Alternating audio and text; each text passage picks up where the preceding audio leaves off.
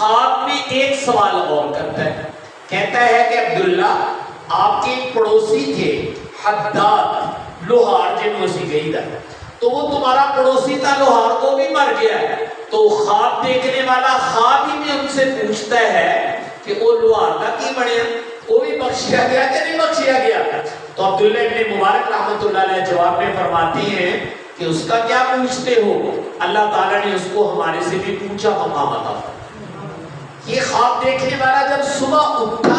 تو اس کو بڑا تعجب ہوا کہ یہ کیا بنا۔ عبداللہ ابن مبارک تو بہت بڑے محدث تھے، ساری زندگی حدیث کی خدمت کی، اور لوہار تو ساری زندگی لوہا کوٹتا رہا، کہ وہ آخرت گاں کے بھی نکل گئے۔ اور یہ خود صحابہ کرام کی زندگی میں بھی ایسے واقعات پیش آئے، بعض صحابہ شہید ہوئے ہیں، اور خواب دیکھنے والوں نے خواب دیکھا تو دیکھا کہ وہ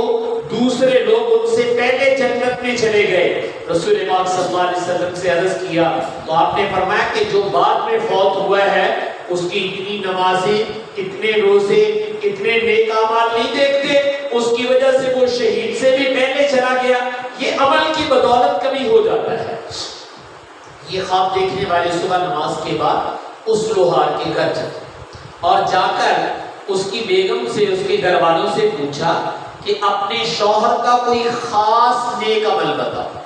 انہوں نے کہا اس کا کیا خاص نیک عمل ہے، بیچارہ مزدور آدمی تھا، لوہا کوٹتا تھا، جیسے مسلمان 5 وقت نماز پڑھتے وہ بھی پڑھ لیتا تھا، باقی کوئی الگ عمل نہیں کرتا تھا۔ اس نے کہا کوئی اس کی بات جو تمہیں اچھی لگی ہو وہ بتا دو۔ کہا ایک بات اس کی ہمیں بہت اچھی لگتی تھی، میں وہ عرض کر دیتی ہوں۔ کہا یہ ہمارے ساتھ والے مکان میں عبداللہ ابن مبارک رحمۃ اللہ علیہ بہت بڑے محدث ہیں، وہ یہاں رہتے تھے، اللہ کے نیک بندے تھے، رات کو تہجد کی نماز میں اٹھتے، تہجد پڑھتے، ذکر تلاوت دعا کرتے، اور چونکہ ہم ساتھ تھے تو کبھی کبھی میرے شوہر کی آنکھ بھی کھل جاتی تہجد کے وقت، اور ہمیں اندازہ ہو جاتا تھا کہ عبداللہ ابن مبارک کی آواز بھینی بھینی آ رہی ہے، اے ہن اللہ میرے لٹڑتے لگا ہوا ہے، تو یہ دعا مانگ رہا ہے اور مناجات کر رہا ہے۔ تو کہا میرے شوہر نہ اٹھ کر بیٹھ جاتے اپنی چارپائی پہ، تو اللہ نہ گلہ شریعہ کر دیتے، اللہ تعالیٰ سے عرض کرتے باری تعالیٰ میں تیرا مزدور بندہ ہوں، سارا دن لوہا کوٹ کوٹ کے تھک جاتا، اور جب تھکاوٹ زیادہ ہوتی تو نیند بھی زیادہ آتی ہے، تو کہا کہ میں سارا دن مزدوری کر کے تھک جاتا ہوں، اگر اس مزدوری سے میری جان چھڑا دو، میرے کوئی رزق کا بندوبست ہو جائے۔ تو پھر کہتا ہے کہ یا اللہ میں بھی آپ کو اس طرح عبادت کر کے دکھاؤں جیسے تیرا نیک بندہ عبداللہ ابن مبارک کر رہے۔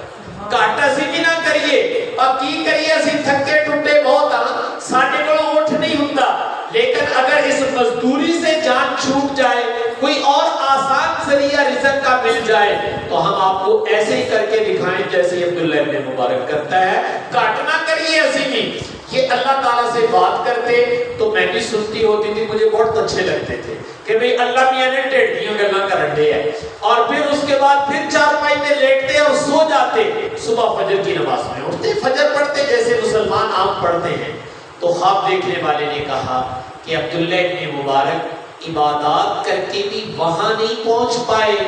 جہاں لوہار اپنے جذبے اور سچی نیت کی وجہ سے عبداللہ ابن مبارک سے بھی آگے نکل گیا۔ اس کو رسول پاک صلی اللہ علیہ وسلم نے فرمایا تھا نیت المؤمن خیر من عملی، مومن کی نیت اس کے عمل سے بھی آگے نکل جاتی ہے۔ تو بھائی ہم اپنی اولاد کے بارے میں بڑی نیت کیوں نہیں کر لیتے؟ کیوں ان کو ہم اپنے سے چھوٹا یا محدود دیکھنا چاہتے ہیں؟ تو ہم یہ نیت کریں کہ اللہ ہماری اولاد کو حافظ بھی بنا اور ان کو انسانیت کا پیشوا بھی بنا، نیک صالح بنا، اور امت کی رہبری رہنمائی کا کام ان سے لے، اعلیٰ سے اعلیٰ مقام پر ان کو پہنچا۔ تو جب آپ یہ نیت کرنے کی دعا مانگیں گے، اللہ آپ کی نیت کی بقدر آپ کے ساتھ معاملہ کریں گے اور بچے انشاءاللہ اوپر چلیں گے۔ ہم اپنے بچوں کو اگر کچھ بنانا چاہتے ہیں تو بھائی اپنے بچوں کو کوئی نہ کوئی داستان جو ہے وہ ہمیں سنانی چاہیے، جس کو آپ ذہن سازی کہتے ہیں، تو ذہن سازی کرنی پڑتی ہے۔ ہمارے ہاں جو ذہن سازی ہوتی ہے میں پہلے وہ بتا دیتا ہوں۔ ہمارے ہاں اپنے بچوں کی ذہن سازی کرنے کے لیے جدو نیانا گھوڑا تاں ہو جاتا نا پھر اسی کسی دے نیانے کی مثال دیتے ہیں، پتر دیکھ فلانے دا نیانا اتنی تنخواہ لیتا وا، فلانے دا نیانا اتنے پیسے کما کے لے ہوندا وا، فلانے دے نیانے نے پکے کوٹھے پا دیتے ہیں، فلانے دے نیانے نے آ کر دیتا ہے۔ یہ دنیا کی چیزیں تو ہم گنواتے ہیں، لیکن جو اصل کمال ہے بھائی انسان کا، وہ انسان کا کردار ہوتا ہے، انسان کے اخلاق ہوتے ہیں، انسان کے رویے ہوتے ہیں کہ وہ انسانیت کے لیے کتنا فائدہ مند ہے، اس سے انسانیت کو کیا فائدہ مل رہا ہے، مخلوق خدا کو کیا فائدہ مل رہا ہے۔ اے اسی کبھی بھول کے بھی مثال نہیں دیتے، تو جب ہم یہ مثال نہیں دیتے تو وہ سمجھ جاتا ہے کہ بھائی یہ میرے ماں پیو نوں پسند میں تاں ہی ہونا جے میں بہتے نوٹ چھاپوں گا، پاویں چوری کر کے لے کے آواں، پاویں کسی پاسوں کسی کا گلا گھٹ کے لے کے آواں، پیسے چاہیے مائی باپ کو دے۔ تو جب ہم پیسے ہی کی بات کرتے ہیں، کوئی اور بات نہیں کرتے، تو بچے سمجھ جاتے ہیں کہ والدین کا ٹارگٹ یہ ہے، ہدف یہ ہے کہ ہمارا بچہ زیادہ سے زیادہ پیسے کمائے۔ یہ میری زندگی کا اصل مقصود نہیں ہے بھائی، میری زندگی کا اصل مقصود یہ ہے کہ میرے بچے نیک صالح اور معاشرے کے لیے مثالی بن جائیں، لوگ ان کی مثال دینے لگے کہ دیکھو یہ والدین کے کتنے فرما بردار ہیں، دیکھو یہ آپس میں بہن بھائی کیسے اکٹھے ہو کے رہتے ہیں، دیکھو ان کی زبان کتنی اچھی ہے، ان کے آپس کے تعلقات کتنے اچھے ہیں۔ یہ چیزیں ہمیں اپنی نسل نو کو سکھانی تھی، یہ ہم بھول گئے، ہم صرف پیسے کو یاد رکھتے ہیں اور اپنے بچوں کے دماغ میں بچپن سے یہ ڈال دیتے ہیں۔ تو اس لیے یہ چیز مت ڈالیے گا، جو پیدا کرنے کی چیز ہے ہمارے اور آپ کی نبی سکھا کر گئے وہ ہمیں اپنے بچوں میں پیدا کرنی چاہیے۔ یقیناً اس کردار میں نے عرض کیا تھا کہ استاد اور والدین دونوں کا شاکر اثر ہے۔ رسول پاک صلی اللہ علیہ وسلم کے قربان جائیں، آپ نے والدین کے اس کردار کی طرف اشارہ فرماتے ہوئے کہا کل مولود یولد علی الفطرہ، جب بچہ پیدا ہوتا ہے یہ فطرت اسلام پر پیدا ہوتا ہے، جس کو آپ کہتے ہیں سفید کاغذ، لکینا ہسی ہوتے تھے مارنی ہیں جڑیاں بھی مار لیے، تو اللہ میاں نے تو سفید کاغذ بنا کر ہمیں دے دیا۔ اب آپ نے فرمایا فَأَبَوَاهُ يُهَوِّدَانِهِ أَوْ يُنَصِّرَانِهِ أَوْ يُمَجِّسَانِهِ، اس کے والدین اگر اس کو غلط ماحول میں لے جاتے ہیں، ایک بچے کو نعوذ باللہ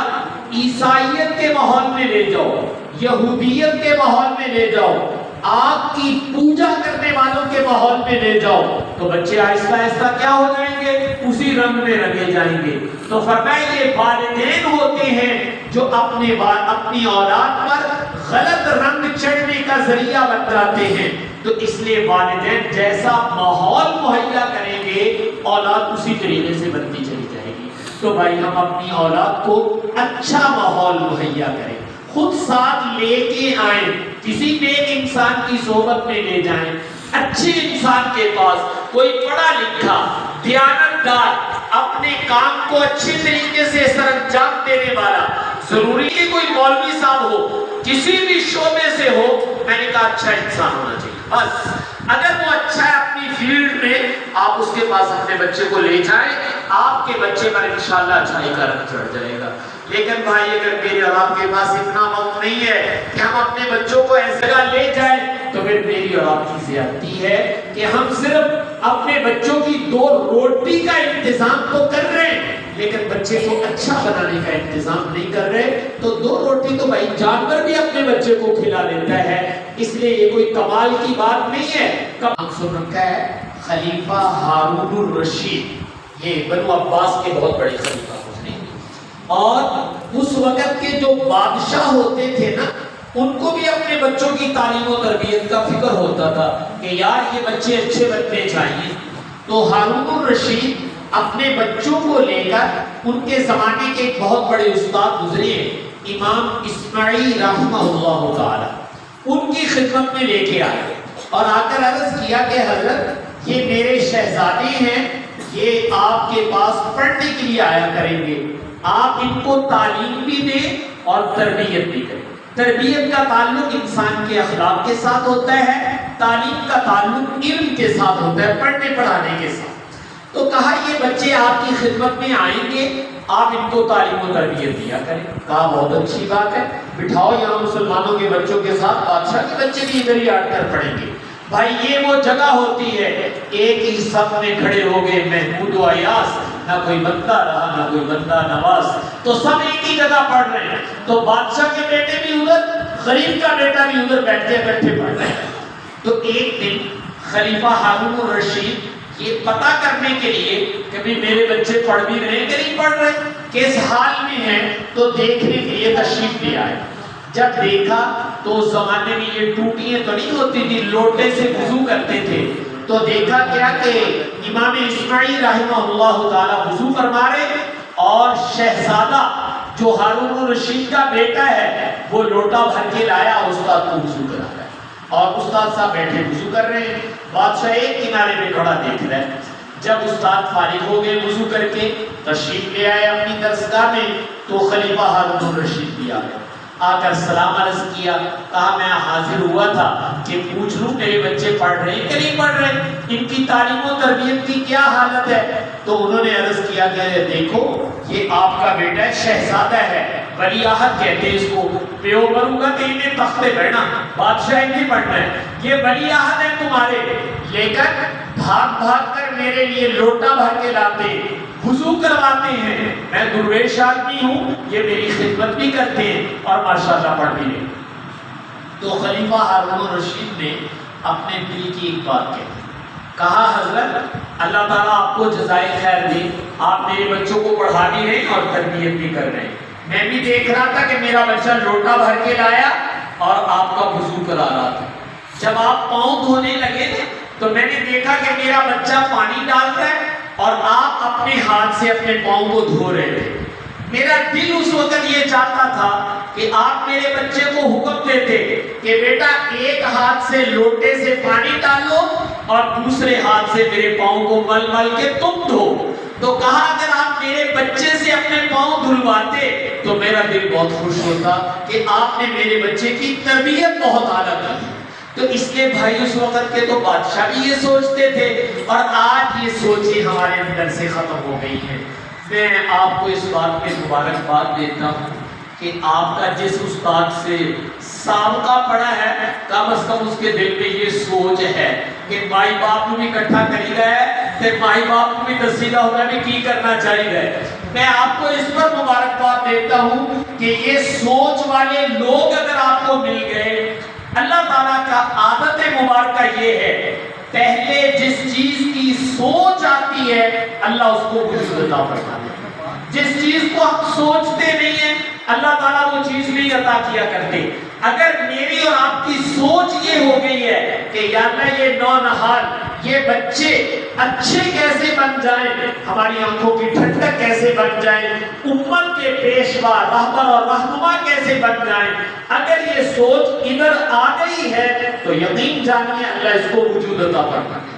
اس لیے کہ پہلے سوچ ہوتی ہے، عمل بعد میں آیا کرتا ہے۔ آپ پہلے سوچتے ہیں بھائی کوٹھا پا لیے، منڈے دا بیاہ کرنا ہے، فلانا کام کرنا ہے، تو پہلے آپ سوچتے ہیں، پھر اللہ تعالیٰ توفیق دیتے آپ مکان ڈال دیتے ہیں۔ پہلے آپ سوچتے ہیں کپڑے بنا لیں، آپ خریداری کرتے کپڑے بنا لیتے ہیں۔ ہر چیز کی پہلے سوچ اور بعد میں عمل ہوتا ہے۔ تو ان نونہالوں کے بارے میں یہ سوچ پیدا ہونا، یہ بھی میں کہتا ہوں خوش قسمتی کی بات ہے۔ اس لیے ہمارے شہر ہو یا دیہات، کوئی بھی جگہ ہو، ایک مسلمان کی سوچ اپنی نسل نو کے بارے میں بہت اونچی ہونی چاہیے، جس سے پتہ چلے کہ مسلمانوں کے اندر سوچ کی بلندی پائی جائے۔